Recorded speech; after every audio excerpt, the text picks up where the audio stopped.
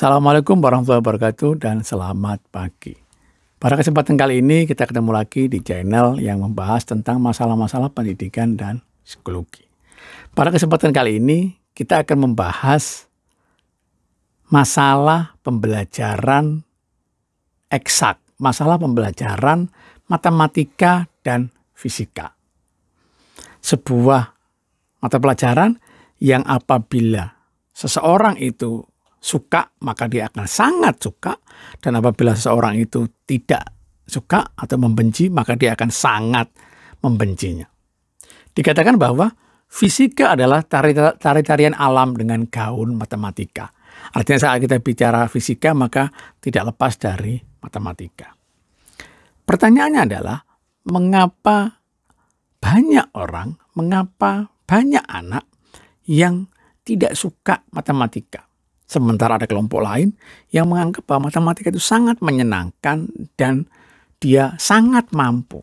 Kalau kita lihat misalnya ujian-ujian nasional ataupun ujian-ujian yang lain, banyak anak-anak yang mendapatkan nilai sempurna di matematika.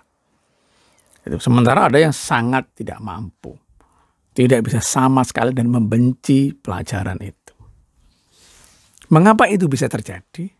Kita mungkin sedikit mencoba untuk mengulas mengapa materi itu tidak disukai. Mengapa materi itu tidak disenangi. Yang pertama adalah karena di awal-awal sekolah, rata-rata anak-anak itu dikenalkan matematika dalam bentuk konsep, dalam bentuk bayangan, bukan dalam bentuk konkret. Sementara anak-anak kecil, konseptual, gambaran-gambaran itu belum paham. Saat mereka diberitahu tentang keliling, saat mereka diberitahu tentang luas, luas itu konsep. Mereka tidak paham. Dan gurunya seringkali tidak mampu memberikan penjelasan itu.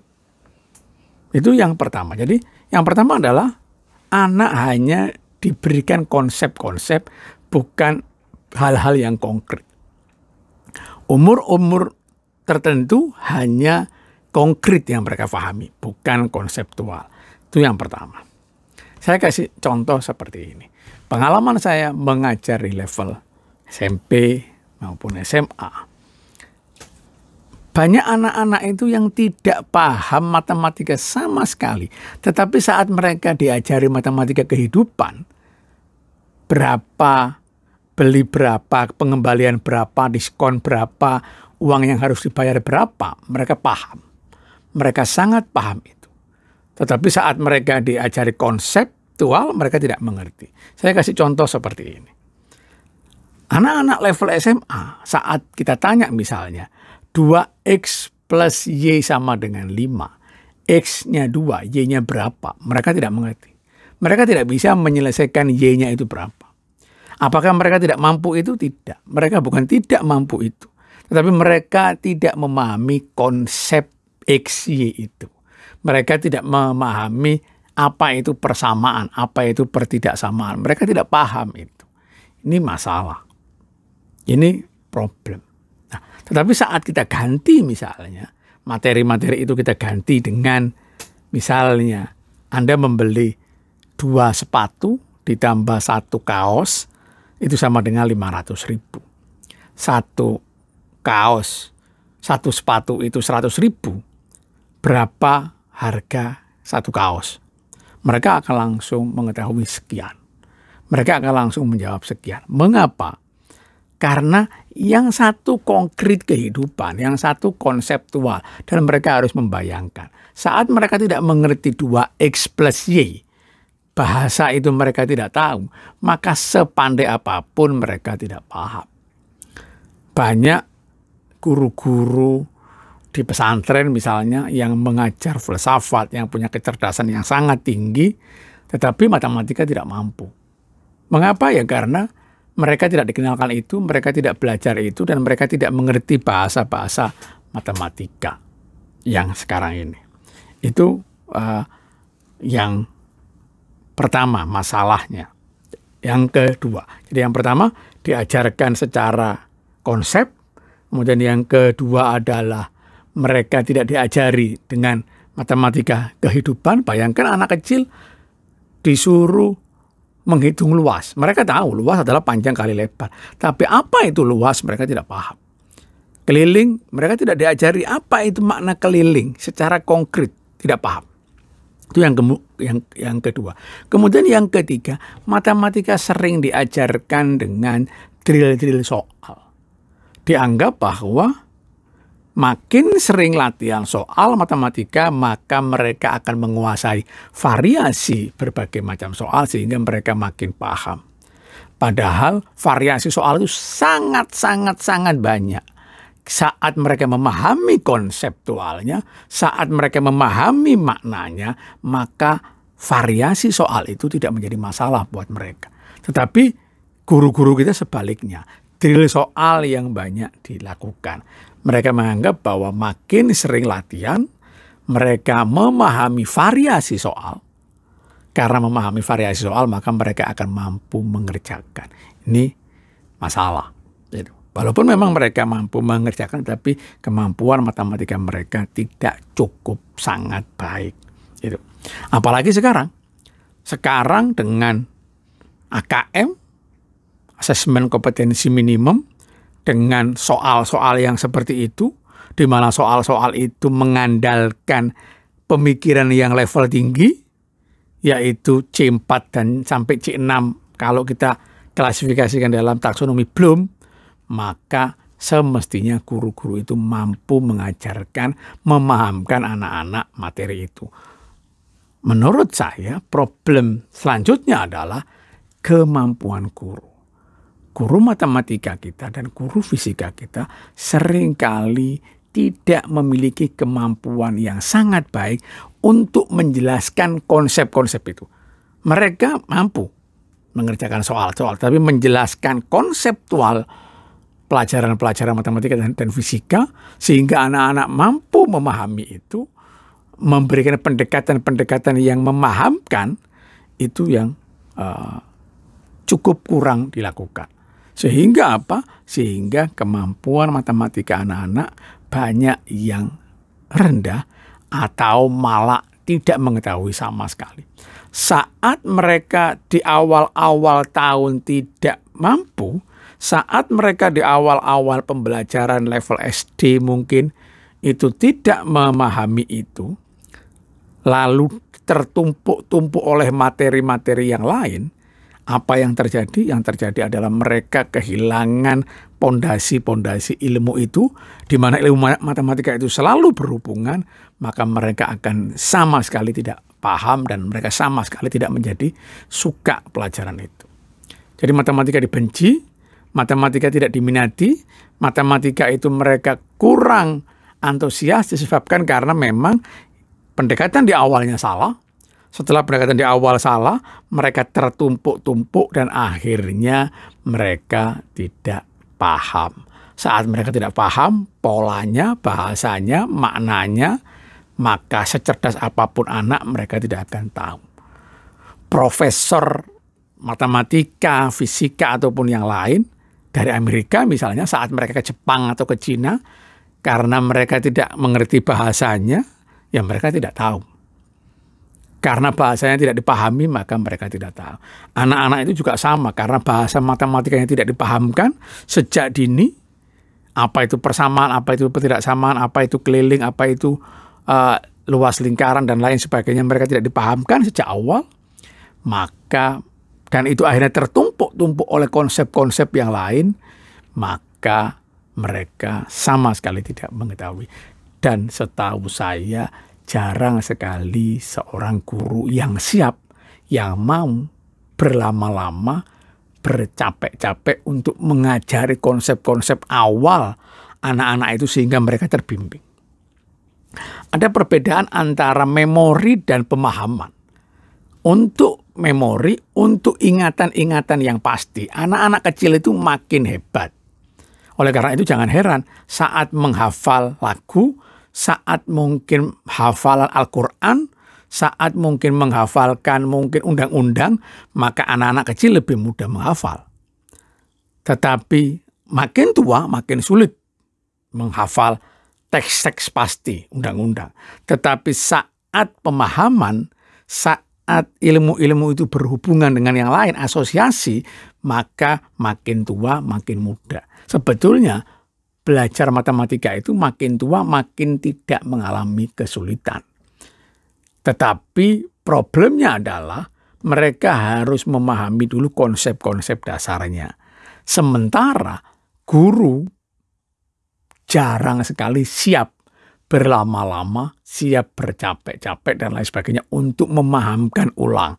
Anak-anak SMA yang konsep dasar SD-nya itu tidak paham, konsep dasar SMP kelas 1-nya itu tidak paham, guru tidak mau kembali ke sana dulu, bahkan mungkin memberi les ataupun yang lain. Karena kalau ini sudah dipahami, anak-anak itu akan punya kecepatan, karena mungkin kecerdasannya cukup. Ini masalah. Dan itu tidak akan terselesaikan kalau kita melihat bagaimana beban guru, bagaimana mungkin gaji guru, bagaimana hal-hal yang lain tentang guru yang seperti itu.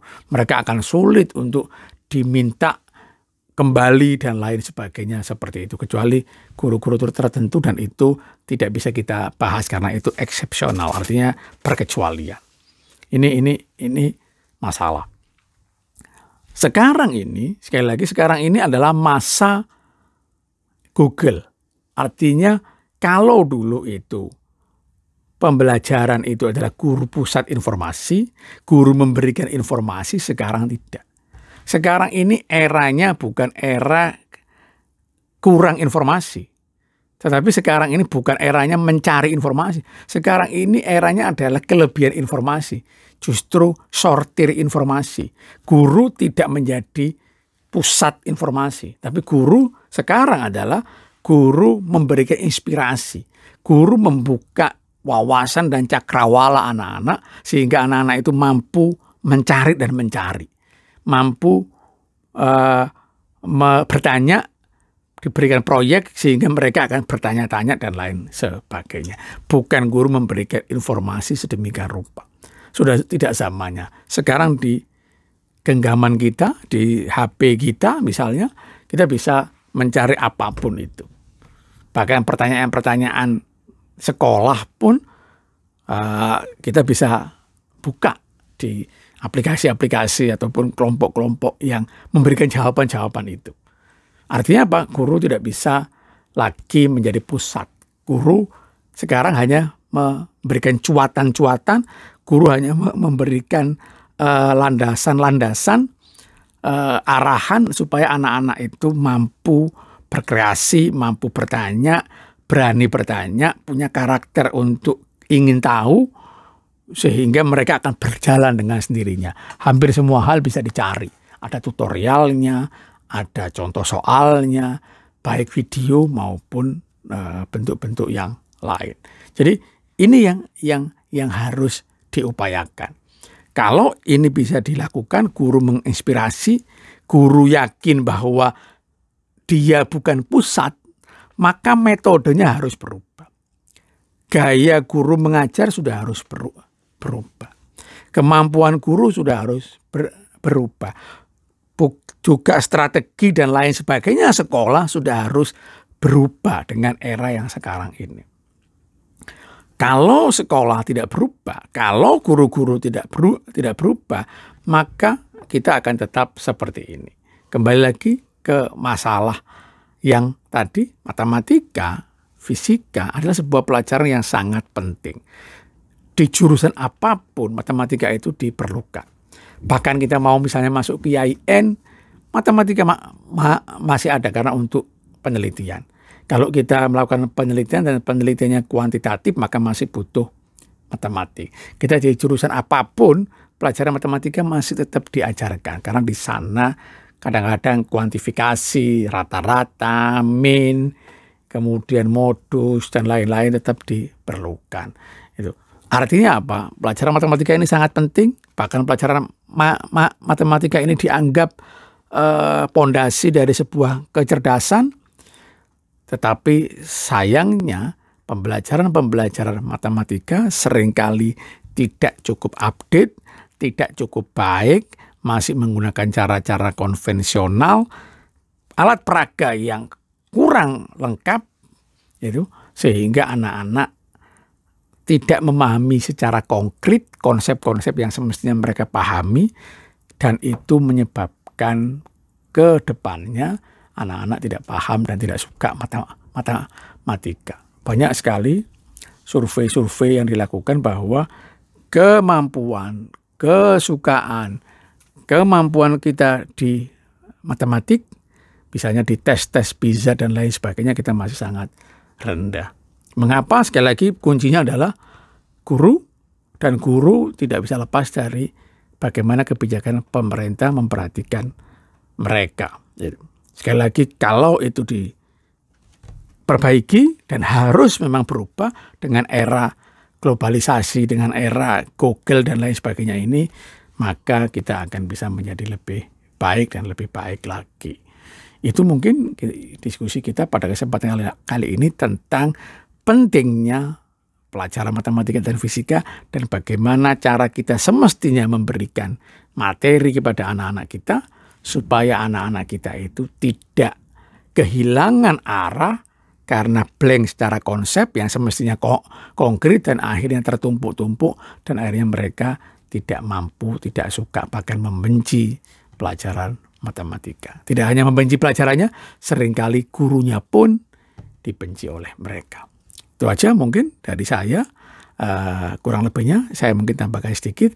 Matematika itu adalah kunci dari penelitian teknologi tingkat tinggi, di mana teknologi tingkat tinggi itu banyak membantu hal-hal yang sangat penting, yang sangat fundamental untuk pembangunan secara global maupun di negeri kita. Itu aja mungkin diskusi kita pada kesempatan kali ini. Kurang lebihnya mohon maaf. Terima kasih. Assalamualaikum warahmatullahi wabarakatuh.